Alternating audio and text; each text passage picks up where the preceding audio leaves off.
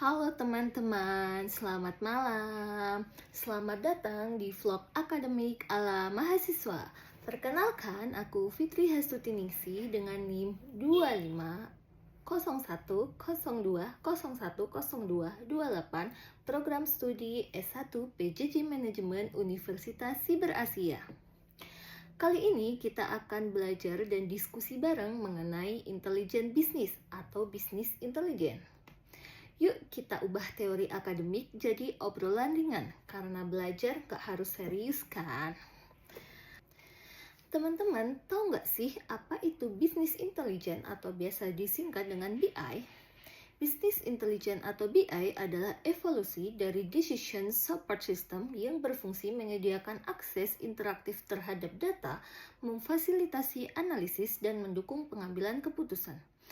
Menurut Rainer dan Cegielski tahun 2019, BI adalah teknologi dan aplikasi yang menggabungkan, menganalisis, serta menyediakan akses ke data besar untuk mendukung keputusan strategis. BI menciptakan knowledge atau pengetahuan baru melalui proses transformasi data menjadi intelijen sehingga mendukung perspektif masa lalu, masa kini, dan prediksi masa depan operasi bisnis. Sistem BI memanfaatkan data warehouse dan data operasional serta perangkat lunak untuk ekstraksi, analisis, dan pelaporan informasi.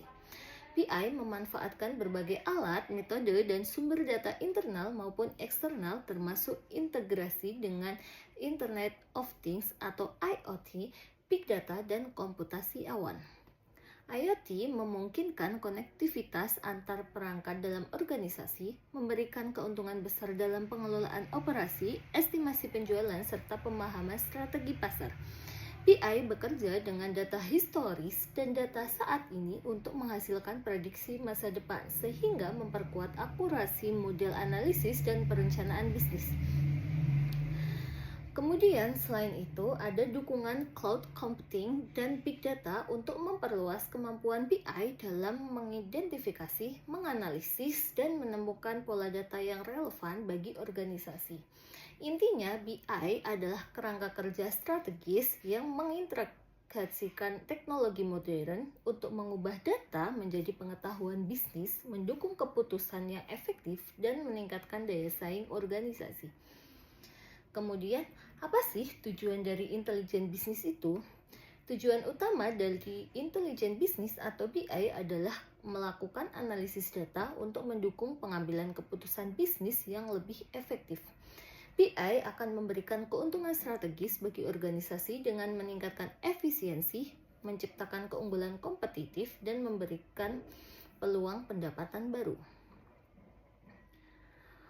Dengan adanya IoT yang memperkuat peran BI dengan menyediakan konektivitas perangkat, memperkaya data, serta mendukung perencanaan dan strategi bisnis yang lebih terinformasi, maka tujuan BI adalah sebagai aset strategis yang mampu menghasilkan wawasan, mendukung keputusan cerdas, dan memperkuat daya saing organisasi di era digital.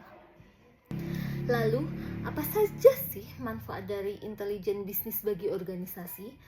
Manfaat intelijen bisnis atau BI bagi organisasi adalah yang pertama, yaitu meningkatkan nilai data dan informasi. Integrasi data untuk keputusan yang lebih komprehensif dan mudah diakses. Yang kedua adalah memudahkan pemantauan kinerja, yaitu dengan pencapaian dapat ditampilkan dengan cepat, tepat, dan terukur. Yang ketiga adalah mengoptimalkan investasi IT. Dengan adanya bisnis intelijen, yaitu akan melengkapi sistem yang ada tanpa harus mengganti sehingga meningkatkan nilai guna teknologi. Yang keempat adalah menciptakan pegawai yang well informed, yaitu akses informasi yang lebih luas bagi semua level organisasi untuk mendukung strategi bisnis. Yang kelima atau yang terakhir adalah efisiensi biaya dan waktu, yaitu proses pencarian data lebih cepat, hemat pelatihan, dan meningkatkan produktivitas kerja. Intinya, dengan adanya bisnis intelijen akan memberikan manfaat bagi organisasi berupa peningkatan kualitas data, efisiensi operasional, pengambilan keputusan yang lebih baik, serta keunggulan kompetitif bagi organisasi. Lalu, apa saja sih ruang lingkup intelijen bisnis? Menurut Versailles, arsitektur sistem bisnis intelijen terdiri dari 6 komponen utama, yaitu yang pertama adalah data source, yaitu pengumpulan dan integrasi data dari berbagai sumber internal maupun eksternal termasuk dokumen yang tidak terstruktur. Yang kedua adalah data warehouse, yaitu penyimpanan data yang terintegrasi melalui proses ETL, yaitu extract, transform, dan load untuk mendukung analisis.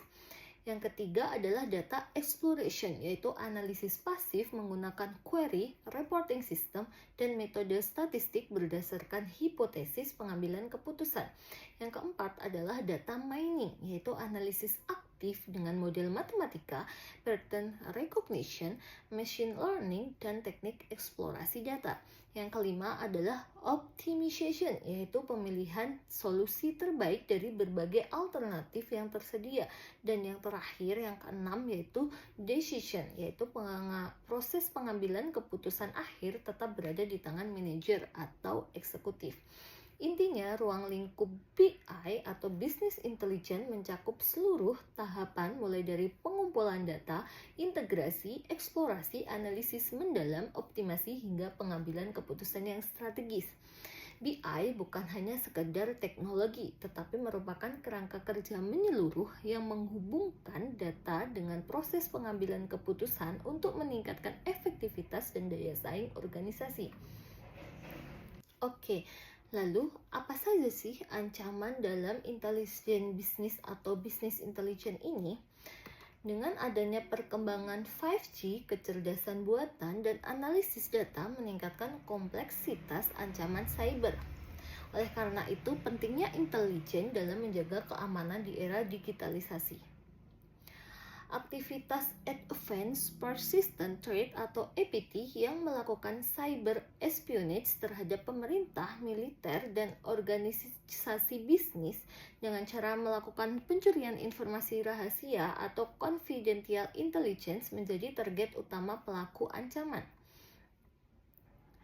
Oleh karena itu, perlunya intelijen untuk mendeteksi ancaman, yaitu sebagai landasan strategi keamanan cyber organisasi untuk membantu memahami ancaman yang sedang atau akan menargetkan jaringan.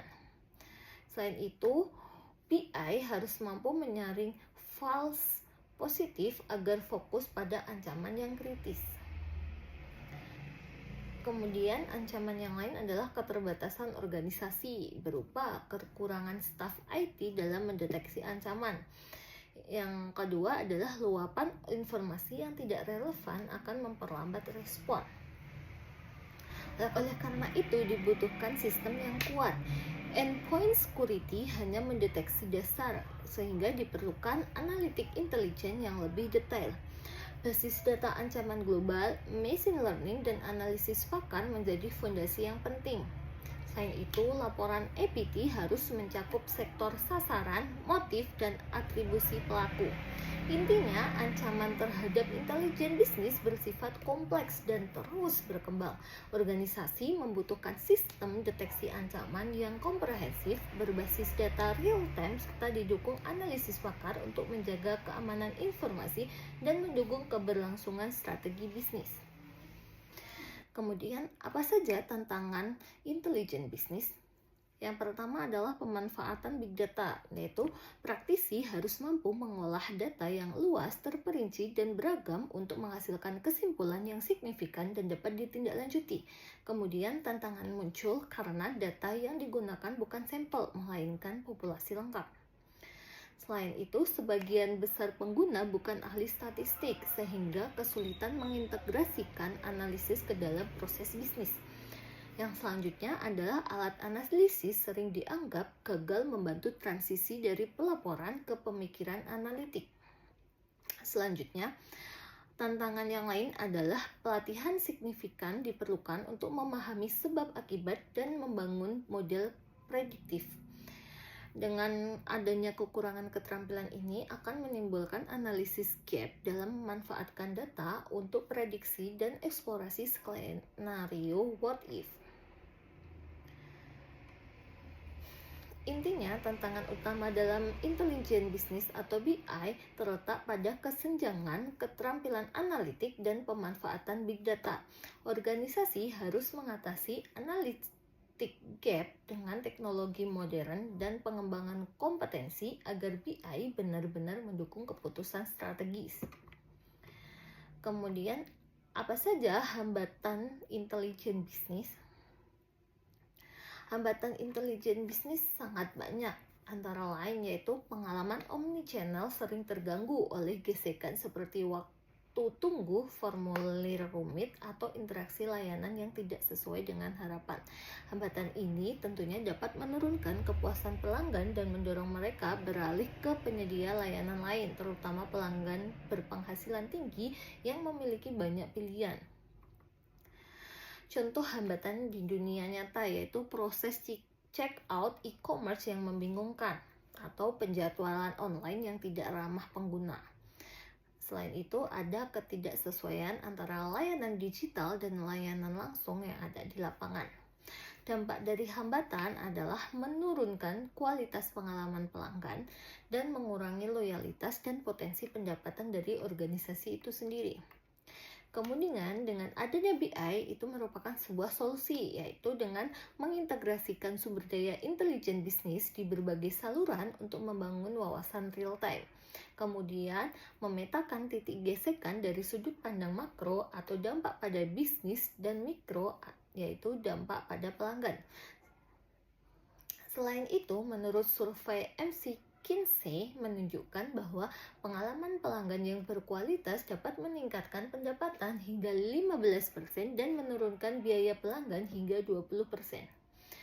Intinya, hambatan dalam intelijen bisnis atau BI muncul dari gesekan pengalaman pelanggan. Dengan BI yang terintegrasi, organisasi dapat mendeteksi, memperbaiki, dan mengurangi hambatan tersebut sehingga meningkatkan kepuasan dan daya saing bisnis. Selanjutnya, kita akan membahas mengenai gangguan dalam intelijen bisnis. Jenis gangguan utama dalam intelijen bisnis antara lain adalah serangan fisik terhadap perangkat IoT atau sensor. Selain itu, ada serangan jaringan cyber, misalnya man-in-the-middle attack. Lalu ada serangan perangkat lunak berupa malware atau virus untuk memantau atau merusak data. Selain itu, ada juga serangan enkripsi di mana peretas mencoba memecahkan dan membuat algoritma untuk membuka kunci enkripsi. Lalu siapa saja sih pelaku ancaman dari BI ini? Pelaku ancaman ini adalah peretas, penyusup, dan agen tidak sah yang menargetkan sistem, jaringan, dan data organisasi. Serangan dapat berupa DDoS, botnet, maupun eksploitasi perangkat lunak. Kemudian, apa dampaknya terhadap organisasi? Dampaknya antara lain adalah ekstraksi data berbahaya yang disusupi kode jahat. Kemudian nanti akan ada kerusakan file dan sistem akibat malware, dan ada juga kebocoran informasi sensitif yang mengancam keberlangsungan bisnis. Intinya, gangguan terhadap intelijen bisnis berasal dari berbagai bentuk serangan cyber yang menargetkan perangkat, jaringan, perangkat lunak, dan enkripsi. Organisasi harus memperkuat keamanan data dan sistem untuk melindungi fondasi intelijen bisnis dari ancaman yang terus berkembang. Kemudian, apa saja peluang intelijen bisnis dalam kehidupan sehari-hari? Saat ini lebih dari 50% perusahaan telah menggunakan BI. BI mengubah data mentah menjadi informasi strategis untuk mendukung pengambilan keputusan bisnis. Manfaat strategis dari BI sendiri adalah membantu perusahaan memahami kebutuhan pasar, kemudian menemukan peluang bisnis baru melalui analisis data, dan menyajikan laporan, grafik, dan visualisasi untuk mendukung keputusan manajerial. Proses utama BI itu sendiri yaitu ada data mining untuk menemukan tren, reporting untuk menyampaikan hasil analisis. Yang ketiga adalah performance metric dan benchmarking untuk mengukur pencapaian terhadap target. Yang keempat adalah deskriptif dan statistical analysis untuk memahami pola tren.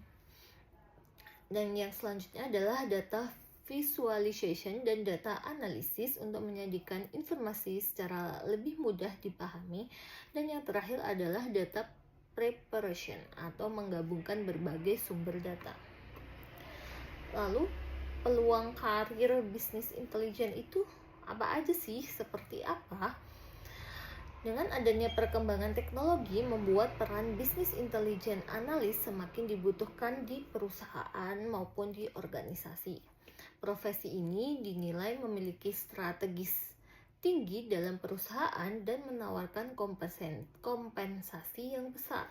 Contoh, gaji seorang bisnis analis dapat mencapai 120 juta menurut sumber dari indeed.com.